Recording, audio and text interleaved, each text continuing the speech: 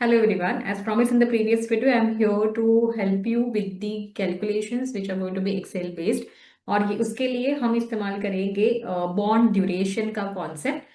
बहुत बहुत बहुत ज़्यादा इंपॉर्टेंट होता है ये कॉन्सेप्ट बिकॉज इसके रिलेटेड थ्योरी क्वेश्चंस आते हैं, कुछ न्यूमेरिकल क्वेश्चंस भी आएंगे तो भी आप यहाँ पे अटेम्प्ट कर सकते हैं। एक चीज़ आपको बहुत अच्छे से पता है कि बॉन्ड की जो फेस वैल्यू है और जिस पे बॉन्ड मार्केट में ट्रेड कर रहा है इसको बोलते हैं मार्केट वैल्यू, या इसे कहेंगे हम सेटलमेंट वैल्यू। यही वैल्यू जो है वो बायर पे करता है सेलर को। तो फेस वैल्यू अगर 100 होगी तो पॉसिबल है मार्केट में ये 100 पे ट्रेड नहीं होते हुए 100 से ज्यादा या 100 से कम में ट्रेड होता होगा।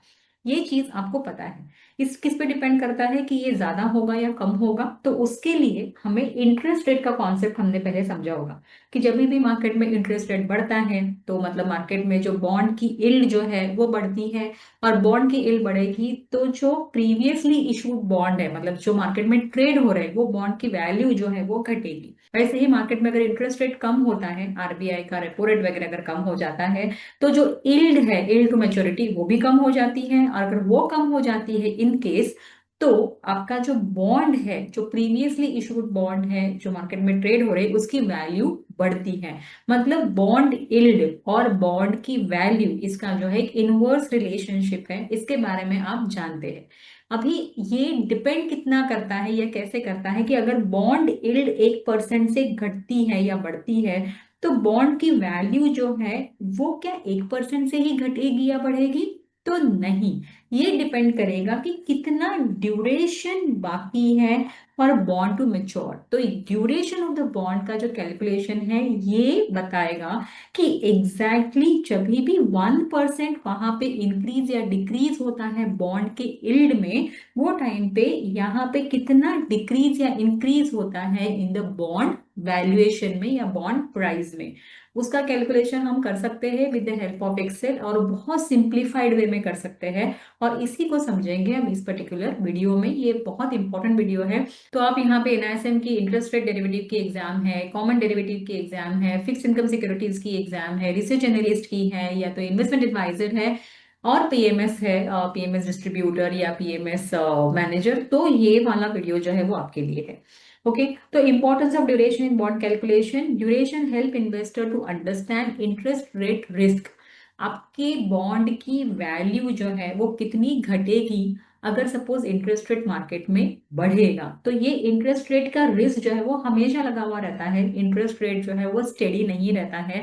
मॉनेटरी पॉलिसी हर 2 महीने में आती है आरबीआई की, तो वो हिसाब से उसका इम्पैक्ट जो है वो बॉन्ड वैल्यूएशन पे आएगा। तो duration tells us how sensitive is a bond's price to change in the interest rate. कितना 1% अगर इंटरेस्ट रेट चेंज हो गया है, तो अगर वाईटीएम भी उसके हिसाब से चेंज हो गया है तो वो भी हम कैलकुलेशन देखेंगे। तो बॉन्ड वैल्यू कितना चेंज हो गया है? Higher duration, higher price volatility. और ये कैसे होता है? अगर ये भूल गया कि हायर ड्यूरेशन में हायर प्राइस वोलेटिलिटी होती है एग्जाम के टाइम पे, इन केस इसके रिलेटेड बहुत सारे क्वेश्चंस आते हैं, अगर ये भूल गए तो नंबर के साथ आप इसको कैसे रिलेट करके जो है आपका सही आंसर, फिर वो थियोरी है या नंबर है, आप निकाल सकते हैं। यही हम पर्टिकुलरली वीडियो में देखेंगे।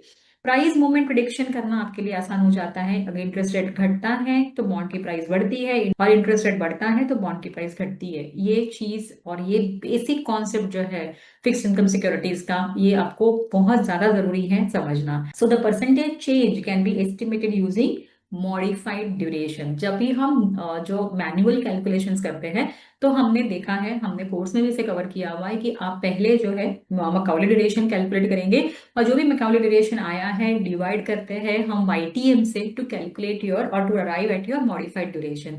और मॉडिफाइड ड्यूरेशन ही आपको बताता है कि 1% change in the interest rate, how much exactly it is going to impact your bond value.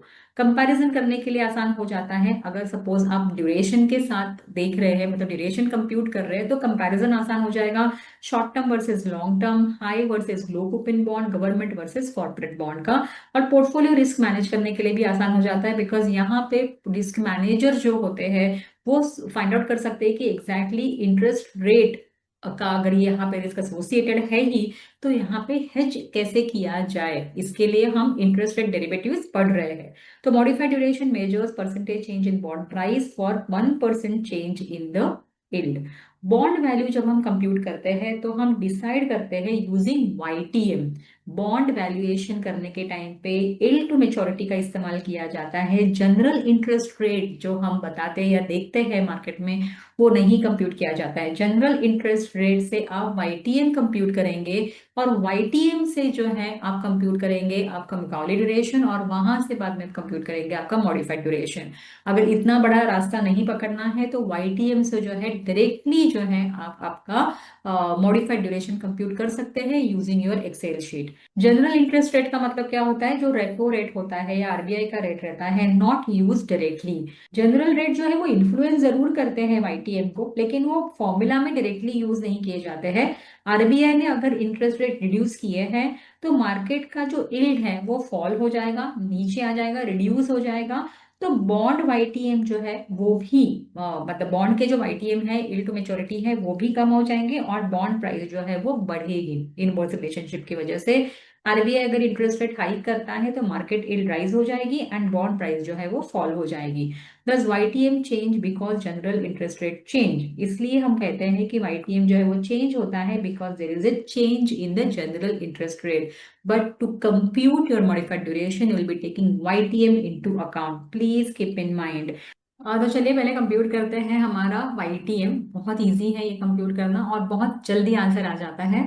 तो यहाँ पे आपको कूपन रेट दिया हुआ है 8%, जो एनुअल है। सेमी एनुअल यहाँ पे कूपन आपको पे किया जा रहा है, दैट मीन्स साल में 2 बार आपको यहाँ पे इंटरेस्ट मिल रहा है। 8% अगर साल का है तो आपको जो है सेमी एनुअली 4% मिलेगा। 8% 2 बार नहीं मिलेगा। परचेस प्राइस जो है वो 950 है, मेच्योरिटी 3 इयर्स की है, दैट मीन्स 6 टाइम्स जो है आपको कूपन मिलने वाला है, दैट इज इंटरेस्ट मिलने वाला है। फेस वैल्यू 1000 है। कंप्यूट करना है आपको वाईटीएम। पीरियड यहाँ पे 0 पीरियड, दैट्स मीन आज के दिन में when you are purchasing that particular bond you are paying 950, so that is going to be minus 950 because it's a cash outflow. Then coming years period, first period में that is initial first 6 months you'll be getting 40 rupees, फिर next 6 months में 40, फिर 40, फिर 40, फिर 40, ऐसे 5 periods आपको मिलेंगे। And sixth period जब भी आएगा, दैट इज लास्ट आपका जो पैसा मिलने वाला है last day, that day you will be getting 1000 as a face value plus 40 rupees. तो यहाँ पे ये पे आउट स्ट्रक्चर हो गया है। हम इक्वल टू प्रेस करेंगे और IRR internal rate of return जो है वो प्रेस करेंगे। हम टैब जो है वो प्रेस करेंगे और बस हम इसको सिलेक्ट करेंगे -950 से लेके 1040 तक, और उसके बाद शिफ्ट दबा के जो है हम ब्रैकेट को क्लोज कर देंगे। हम एंटर करेंगे तो हमें आ जाएगा 4.985। ये सेमी एनुअल है, आपको एनुअल चाहिए वाईटीएम। इसके लिए अगेन आप क्या करोगे, आप इक्वल टू प्रेस करेंगे, उसके बाद ब्रैकेट ओपन करेंगे, 1 प्लस करेंगे IRR जो ऊपर है 4.985, उसको सिलेक्ट करेंगे। हम ब्रैकेट को जो है वो क्लोज करेंगे। क्योंकि ये 2 बार रिटर्न दे रहा है तो आप रेस टू, जो 6 के ऊपर नंबर लिखा रहता है जो की है, उसको प्रेस करेंगे, शिफ्ट दबा के 6 प्रेस करेंगे, रेस टू वाला जो है वो किया जाएगी 2 प्रेस करेंगे बिकॉज ये सेमी एनुअल है। आप -1 करेंगे क्योंकि जो फैक्टर है उसको आपको यहाँ पे निकालना है, और बस आप एंटर प्रेस कर दीजिए, आपको आ जाएगा आपका वाईटीएम। अभी ये आपको परसेंटेज में नहीं आया होगा, ये जो फॉर्मेट वाली रिबिन है यहाँ पे, यहाँ पे परसेंट पे क्लिक करेंगे तो आपको आंसर परसेंट में आ जाएगा।